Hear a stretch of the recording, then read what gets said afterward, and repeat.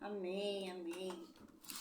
Amém, já está conectado, amém. A paz do Senhor Jesus para o pessoal do Facebook, a paz do Senhor Jesus, pessoal do Instagram, a paz do Senhor Jesus, pessoal do YouTube, amém.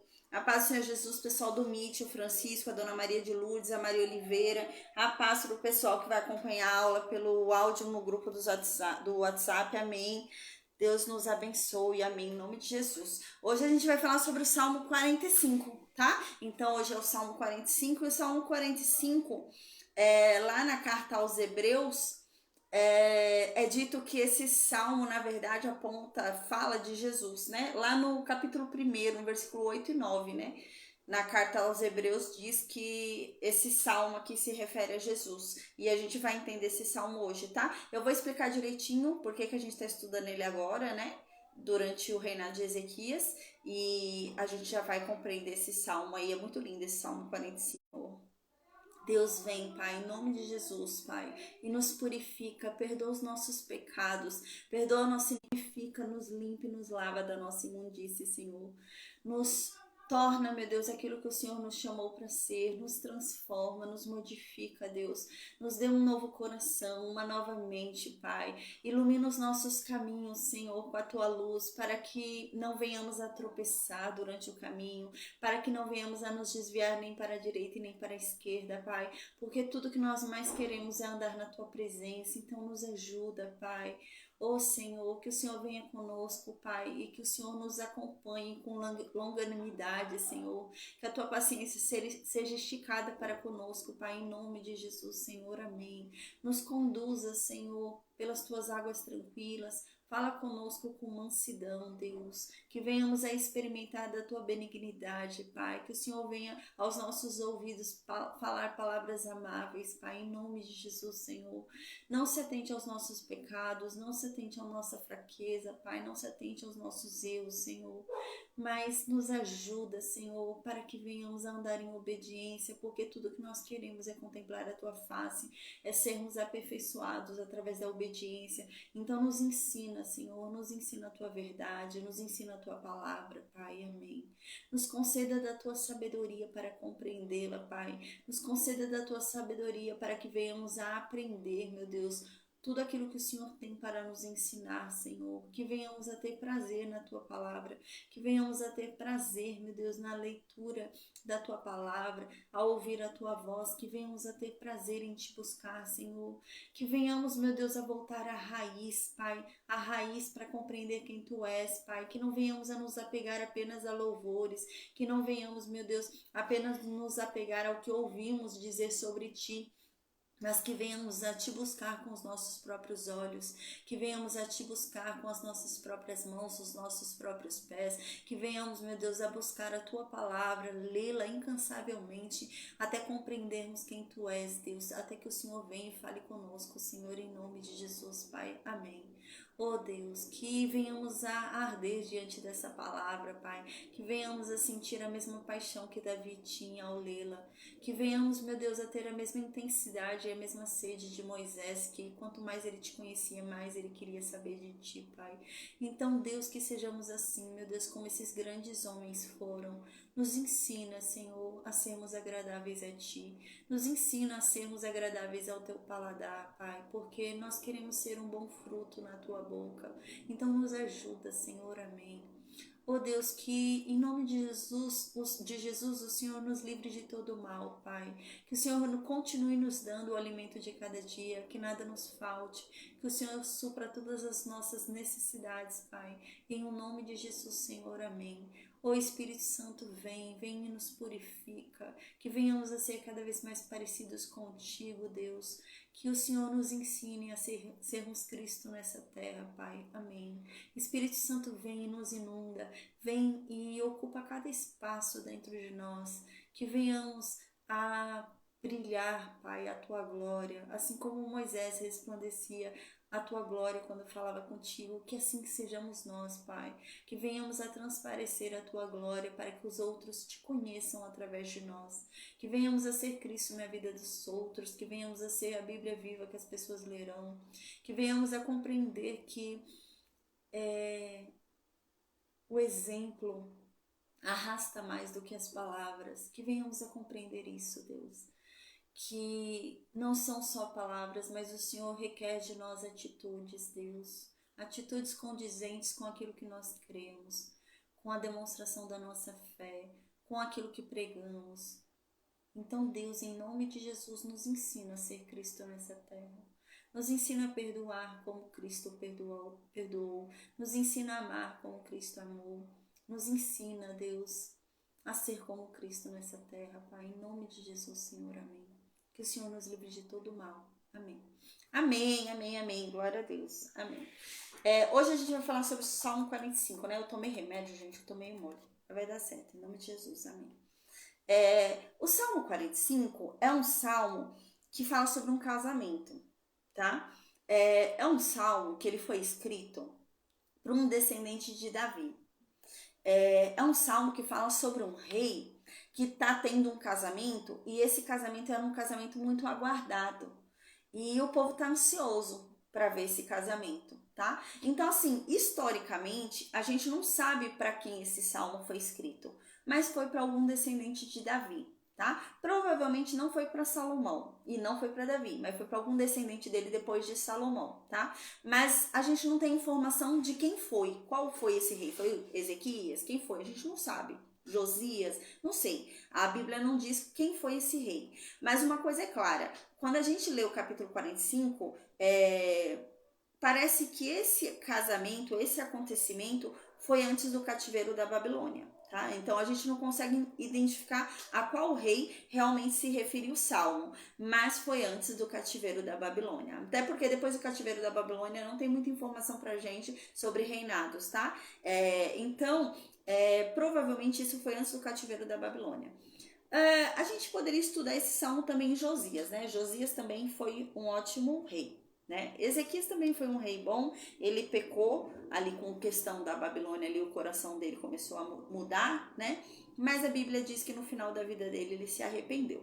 A Bíblia diz, né, que depois de Davi só tiveram 2 reis que foram equiparados a Davi.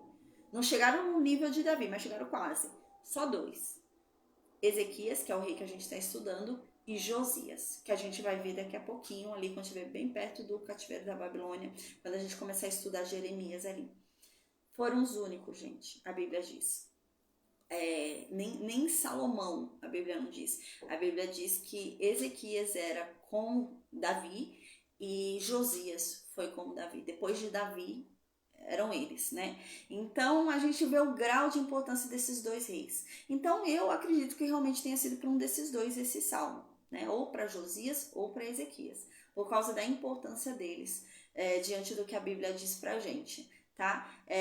Mas como a gente está estudando Ezequias agora, a gente já vai passar para o livro de Jonas, eu achei interessante a gente estudar esse Salmo 45, tá bom? Então esse Salmo 45, ele fala sobre o casamento de um descendente de Davi, e que é um casamento que é muito esperado, que o povo ansiava muito por esse casamento, e esse povo fala que essa noiva ela tem que ficar muito feliz porque ela está se casando com esse rei e ela se tornou digna dele. E é nesse sentido, sabe, que é falado o Salmo 45. Então é dito que ela não era uma princesa real. Ela era uma plebeia, entendeu? No Salmo 45 a impressão que dá é que ela era pobre, ela não era da realeza. E então ela foi escolhida para ser a mulher do rei. E quando ela se torna a mulher do rei, a noiva do rei, ela recebe as vestes reais. Então a natureza da realeza do rei passa para ela. E ela passa também a ser vista como alguém da realeza, alguém digno dele. E é lindo esse Salmo 45. E lá na carta aos Hebreus, no capítulo 1, do versículo 8 até o versículo 9, fala sobre esse salmo e fala que, na verdade, essa pessoa é Cristo, né? Essa pessoa é Jesus. E essa noiva é a igreja. Então a gente vai estudar hoje esse capítulo compreendendo isso, tá? Que o Novo Testamento nos traz essa revelação, que na verdade esse rei aqui é Jesus e essa noiva é a igreja. Amém. Diz assim no versículo 1: Meu coração transborda num belo poema. Eu dedico a minha obra a um rei. Minha língua é a pena de um escriba habilidoso. É a poesia, né? A gente lembra que os salmos são poesias, né? São canções, poemas, né? E é isso que ele está querendo dizer aqui. Que lindo, né? É um poema que ele está falando. Ele está falando que o coração dele transborda um lindo poema. Então, tá vindo à mente dele um poema. Ele está criando um poema. Tá vindo à mente dele, o coração dele tá tão alegre por aquela cena, por aquilo que está acontecendo, que tá vindo para ele a inspiração. Então ele diz: eu dedico a minha obra a um rei, ou seja, eu dedico este poema a um rei. Tudo que eu vou dizer a partir de agora, eu dedico a um rei. Ele diz a uma só pessoa. E lá na carta aos Hebreus fala quem é essa pessoa. É Jesus. Então, aqui ele já está falando, né? Eu dedico esse salmo a um rei, uma só pessoa. E a minha língua vai ser a pena de um escriba habilidoso. Né? O que é um escriba, né? Antigamente a gente não tinha igual é hoje, gráficas, né? A gente não tinha computador e impressora, não. Então existiam aquelas pessoas que elas tinham a habilidade de escrever e a escrita delas era muito bonitinha, gente. Era porque tinha que escrever bonito, porque os outros vão ler, não tem que ter dúvida no que você está escrevendo. Então eram pessoas que escreviam muito bonito, né? Eles eram era uma profissão disso, da pessoa escrever. Então ela reproduzia livros. Então tinha um livro lá que todo mundo queria ler esse livro. Existiam uns escribas, eles ficavam copiando à mão os livros. E era assim que funcionava, não é igual hoje, que a gente leva numa gráfica e imprime um monte de cópia. Não existia isso. Então existiam essas pessoas que escreviam, tá? E até um bom tempo aí, né? Aconteceu assim com a Bíblia, não existia também as gráficas, então existiam os escribas ali, né? Tem um nome certo, eu esqueci o nome, os monges, né? Eles eram escolhidos para escreverem ali, né? Então, ele diz que a língua dele não é como a mão de qualquer escriba. Não é como a mão de qualquer um que vai estar se dedicando a esse trabalho que eu acabei de explicar para você. Não. A mão dele a boca dele era como a de a mão de um escriba habilidoso. Existiam escribas e escribas. Por exemplo, durante um tempo aí da igreja, né, onde só existia a igreja católica, não existia ainda o protestantismo, esse entendimento que há hoje. Nessa época, se contratava pessoas para ficar reescrevendo os livros, e ele escrevia 5 páginas em um dia. E tinha outro que escrevia 5 páginas em 3 dias. E a qualidade era igual da leitura. Então, aquele que escrevia mais rápido era mais habilidoso, né? Ele tinha mais habilidade ali em escrever e que todo mundo entendesse o que ele está escrevendo. E é isso que esse salmista está falando agora. Esse salmista está falando que o coração dele transborda agora um lindo poema. E que o que ele vai falar, esse poema que o coração dele está desenhando, é dedicado a um rei, apenas uma pessoa. E que a boca dele agora vai ser usada como a mão de um escriba habilidoso é usado. Ou seja, o que ele falar vai ser totalmente compreensível. Vai ser muito claro. As pessoas vão entender. E vai tocar as pessoas e as pessoas vão compreender o que ele está dizendo.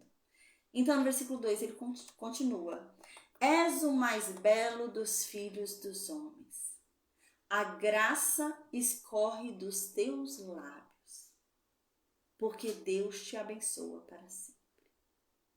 Você é o mais belo dentre todos os homens, porque da tua boca sai a graça. É isso que está dizendo. Porque a tua boca, né, sai toda a graça, sai toda a palavra de Deus, porque Deus já te abençoou.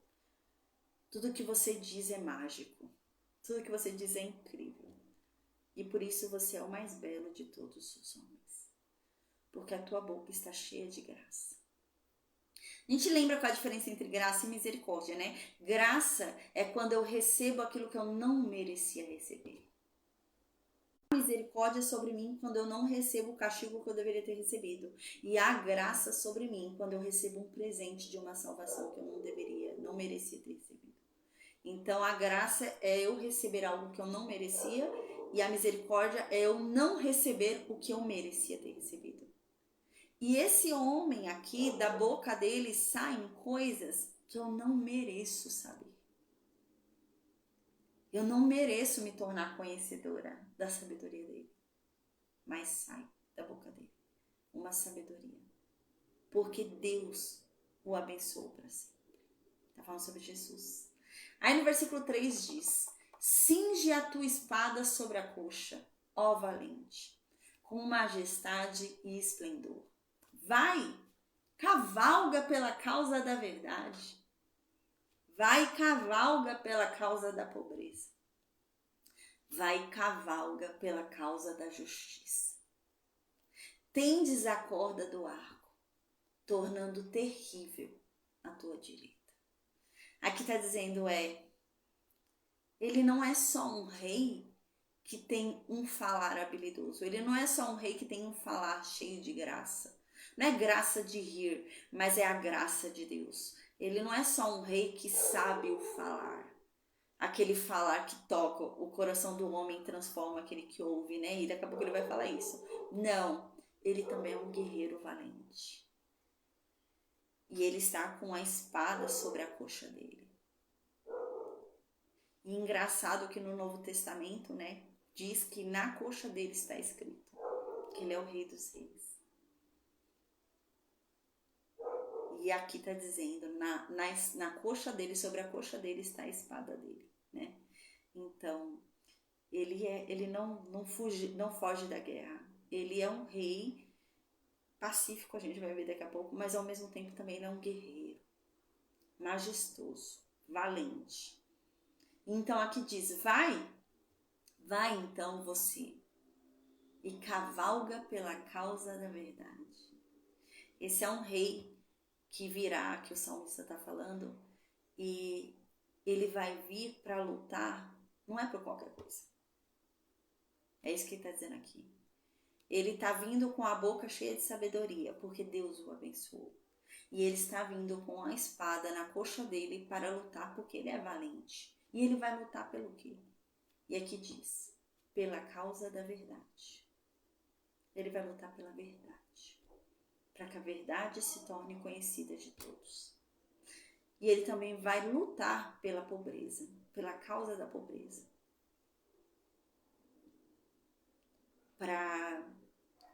No sentido de pobreza, não é o sentido de pobreza, porque a Bíblia vem falando muito sobre isso, né? Libertar o pobre, o meu olhar está voltado ao pobre, né? Deus diz muito sobre isso.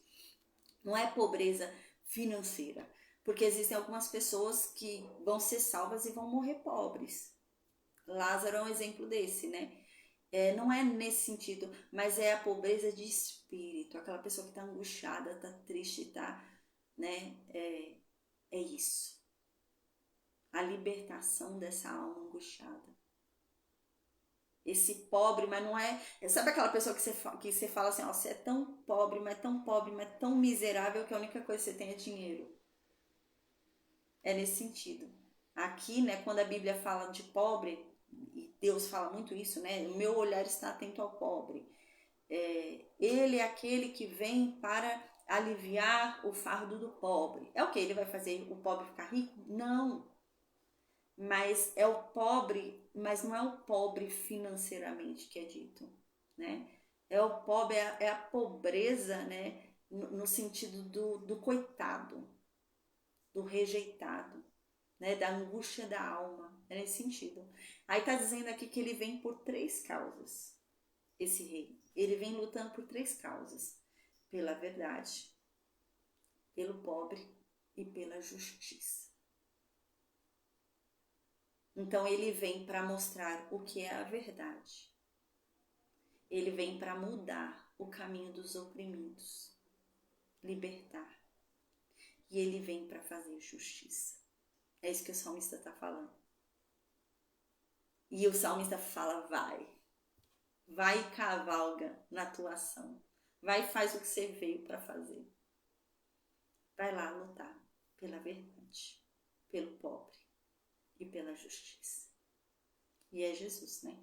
Então aqui diz, tendes a corda do arco, tornando terrível a tua direita. Aqui o salmista está falando uma forma de poesia que ele sabe que ele tem todo o poder para tornar isso real. Ele está querendo dizer, e eu sei que contigo está todo o poder.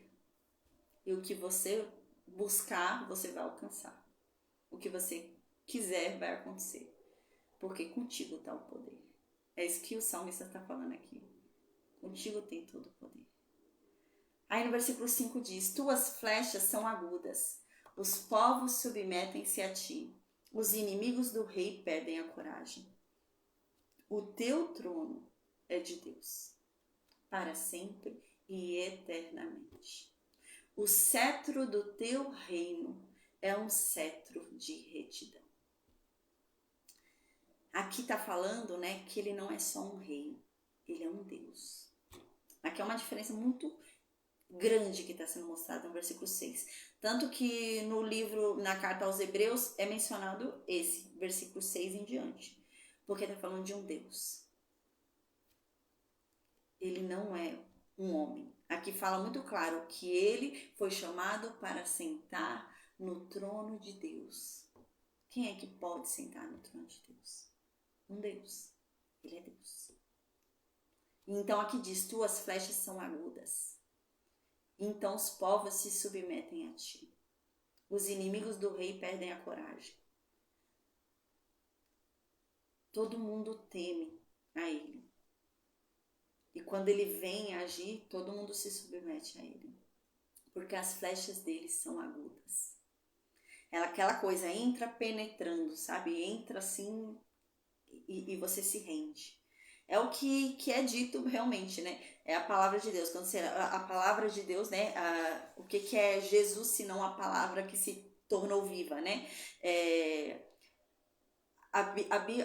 muito claro para a gente que são três posições, né? É Deus, o Pai, o Todo-Poderoso, né? Que criou todas as coisas, né? E quem é Jesus, né? Jesus é a palavra do Pai em ação. É o verbo vivo, é o verbo que se fez carne, né? Então, quando Deus fala, vocês têm que perdoar. Quem é Jesus? É a própria manifestação do perdão de Deus em ação. É o verbo que se fez carne. Então, tudo que Deus falou, tudo que Deus quis, tudo que Deus um dia disse, se manifesta em ação através de Cristo. E Ele nos ensina como é perdoar como Deus quer que a gente perdoe. Como é amar como Deus quer que a gente ame. Como é servir como Deus quer que a gente sirva. Como é obedecer como Deus quer que a gente obedeça. Ele tornou a palavra de Deus palpável através das ações dele. Por isso que João fala, o verbo que se fez carne. Porque ele é a própria palavra de Deus manifestada na carne, em atitude, em ações. Tudo que Deus um dia disse, ele fez. Ele é a própria palavra de Deus em ação, né? Nesse sentido. Uau! E agora ele está com o Pai. E ele é a palavra de Deus. E está com o Pai. E hoje o que nós temos aqui com a gente? O Espírito Santo. E o Espírito Santo é a manifestação do poder de Deus, né? Então Jesus é a palavra de Deus em ação. O Espírito Santo é a manifestação do poder. Aquele que capacita é o poder de Deus em ação, é o Espírito Santo. Jesus é a palavra de Deus em ação e Deus é o Criador de todas as coisas. E então, hoje nós temos o Espírito Santo aqui conosco, né? O Espírito Santo é o poder de Deus em ação, está aqui conosco hoje. E onde é que nós encontramos Jesus hoje? Se ele está à direita do Pai? Na palavra. Na palavra que ele nos deixou. Porque ele é a palavra. Só que quando ele andou entre nós, ele se tornou a palavra viva, né? O verbo se fez carne, porque ele esteve entre nós. Mas hoje está à direita do Pai. Mas ele é a palavra. Então, quando a gente estuda a Bíblia, conhece a Bíblia, a gente conhece Ele, Jesus, porque Ele é a palavra. Quando a gente lê a Bíblia inteira e a gente começa a conhecer Jesus, saber a história dele, conhecer quem ele é, quem ele foi, o que ele fez, o que ele falava, né? O que ele pregava, o que ele diz que a gente tem que fazer. A gente conhece ele, quando a gente conhece ele, né? É muito importante porque ele é a palavra de Deus. Se eu estou conhecendo ele, eu estou conhecendo o que Deus disse. Por isso que ele fala, quem me conhece, conhece o Pai. Porque eu faço o que o Pai manda. Né? Ele sempre cumpre o que o Pai quer. Então, quem conhecer ele vai conhecer o Pai. E a Bíblia diz que a palavra de Deus ela é mais afiada do que uma faca de dois gumes. A Bíblia diz que quando alguém verdadeiramente a ouve, ela penetra essa pessoa que a ouve. E ela entra machucando. Ela fere, mas ela também cura. Ela entra ferindo aquele que a ouve e levando ele ao verdadeiro arrependimento. Aí a pessoa se arrepende dos pecados dela e muda. Ao mesmo tempo que ela machuca, fere, ela cura. E essa palavra é o quê? É Cristo. Ele é a palavra, né? Ele é a palavra de Deus manifestada em ação, em atitude, né? E ele não tá mais aqui pra gente ver a palavra viva andando. Ele tá à direita do Pai. Mas ele deixou a palavra aqui pra gente ler e entender quem é ele, como ele é, pra gente imitá-lo, né? Pra gente saber o que a gente tem que fazer. E é isso que está sendo falado aqui, né? Tuas flechas são agudas. As flechas deles são agudas. Todo mundo que ouve ele falar através da palavra de Deus, através da Bíblia, é tocado pelo que ele diz. A Bíblia traz um consolo pra gente que em nenhum outro lugar há. Porque a flecha é aguda. Ela entra ferindo porque tocou numa ferida minha muito séria. Mas me trouxe a cura. O assunto me fez doer, mas ao mesmo tempo me curou. E é isso que está falando aqui. E todos os povos se submetem a esse homem. E os inimigos do rei perdem a coragem. O trono dele é de Deus. Para sempre e eternamente. E aqui fala, o cetro do teu reino é cetro de retidão. O que é um cetro? Cetro era a manifestação da autoridade. Era a autoridade. A autoridade máxima do rei. Sabe como que o reino é conhecido? A coisa máxima, assim, a fama, né? O máximo, assim, é a retidão. A autoridade máxima do reino desse homem é a retidão. Ele é certo. Ele faz tudo reto. Nada errado. Nada torto. Tudo reto. Então diz no versículo 7. Deixa eu baixar aqui. Amas a justiça e odeias a impiedade. Eis porque Deus, o teu Deus, te ungiu com óleo da alegria, como a nenhum dos teus rivais. Mirra e aloés perfumam as tuas vestes. Nos palácios de marfim, o som das cordas te alegra. A verdade é que você, ó rei, você ama a justiça e você odeia a iniquidade. E é por isso que Deus te ungiu com o óleo da alegria. Não havia outro. Não houve ninguém dentre os teus rivais. Você é perfumado com as coisas mais caras. Diz aqui, mirra e aloés perfumam as tuas vestes, né? Gente, isso daqui é coisa caríssima, né? Então tá falando assim que esse homem tem esplendor. Não é qualquer homem, não. Esse homem tem majestade. Esse homem é digno de receber o melhor. Nos palácios de marfim, o som das cordas te alegra. Versículo 9. Entre as tuas amadas estão as filhas do rei. À tua direita, uma dama, ornada de ouro de Ofir. A gente lembra, é uma cena de um rei casando, tá? Então, tem a cena de um rei casando e esse salmista, ele tá falando sobre esse rei. Ele tá exaltando o rei, mostrando a grandiosidade desse rei, que esse rei é esplêndido, uau, caramba. A noiva tá ali, gente, num casamento, todo mundo olha pra noiva, não é? Todo mundo olha pra noiva, né? Olha primeiro pra noiva. Aqui não. O salmista tá deixando muito claro, não tem como olhar pra noiva primeiro. Eu tô olhando primeiro pro noivo.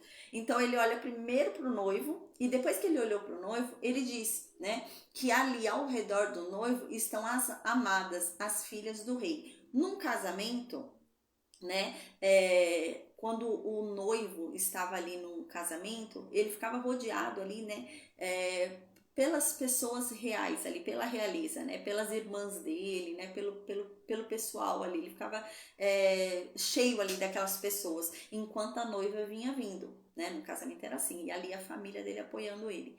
Essa figura que está sendo mostrada aqui é um rei que enquanto está aguardando, né, ele está aguardando, a noiva dele está vindo, né, e a noiva dele tá ali para casar com ele, a noiva dele já está à direita dele para casar com ele, né, e do outro lado diz que tem muitas filhas do rei, são várias, né, e tá entre as tuas amadas estão as filhas do rei.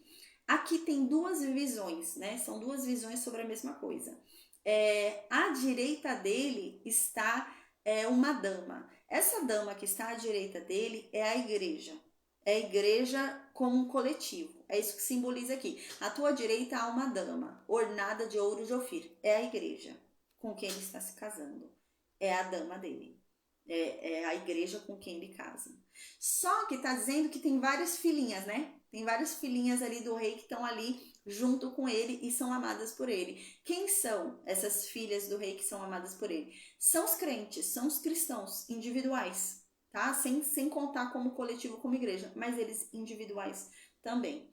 Então no versículo 10 diz: ouve, ó filha, vê e inclina teu ouvido, esquece o teu povo e a casa do teu pai. Aqui está falando com a igreja. Lembra, ele está casando com a dama. Então aqui está voltando-se para ela e falando com ela, para essa mulher, para essa dama que está casando com esse noivo. Fala: ó, filha, escuta bem o que eu vou te dizer. Inclina o ouvido porque eu vou te falar. Esquece o teu povo. Esquece a casa do teu pai. Que o rei se apaixone por tua beleza. Prostra-te à sua frente, pois ele agora é o teu Senhor. Aqui está falando para ela esquecer o passado dela. Esquecer tudo. Esquece o passado. Esquece o passado pagão. Esquece o que foi.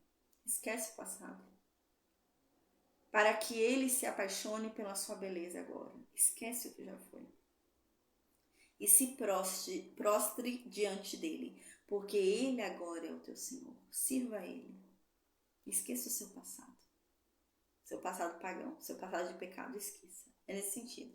Aí no versículo 12 diz: a filha de Tiro alegrará teu rosto com seus presentes, e os povos mais ricos com muitas joias cravejadas de ouro. Vestida com brocados, a filha do rei é levada para dentro, até o rei. Com séquito de virgens, introduzem as companheiras a ela destinadas, e com júbilo e alegria elas entram no palácio. Eu li até o versículo 15, né? Quando a Bíblia fala as filhas de Tiro, né, igual as filhas de Sião, sempre que a Bíblia fala as filhas de, significa a cidade, tá? Então, assim, quando fala as filhas de Tiro, significa a cidade de Tiro, é o povo de Tiro, né? Quando fala as filhas de Sião, significa o quê? Jerusalém. Então, é o povo de Jerusalém, tá? Então, sempre que a Bíblia fala as filhas de Sião, as filhas de Tiro, é isso que significa. Então, aqui ele está falando sobre o quê? Sobre a cidade de Tiro, tá? Então, ele está falando a filha de Tiro, né? A cidade de Tiro vai se alegrar ao te ver e vai te dar muitos presentes. Qual a importância disso? O que ele está querendo dizer aqui? Tiro era uma cidade conhecida por sua riqueza. Tiro, ela tinha vários navios, né? A gente já falou sobre Tiro. Tiro, ela era conhecida como a dominadora dos mares. Ela tinha muitos navios e ela mandava muitos navios para a Europa, ficava mandando navios para vários lugares e os navios voltavam cheios de riqueza, voltavam cheios de ouro, de Ofir, sabe? Voltavam cheios de coisa. Então, ela só recebia ouro, Tiro. né? Ela era conhecida por suas riquezas. Ela recebia, ela mandava os navios dela para ir pegar ouro dos lugares e trazer até ela ouro. Só que aqui está dizendo que vai mudar. Ela vai levar presentes para a igreja. Ela vai levar presentes para esse casamento. Não é ela mais que vai, né, mandar navios para pegar o ouro que está ali e trazer para ela. Não, ela vai levar presentes. E aqui diz que também os povos mais ricos também vão levar presentes para esse casamento. Vão levar presentes para essa noiva, para esse noivo. E diz que eles vão com joias muito cravejadas de ouro, né? E vai estar vestida com brocados, a filha do rei é levada para dentro, né? Então a noiva vai estar vestida dignamente. A noiva vai estar vestida com vestes reais. E ela vai ser conduzida até o rei, até o noivo.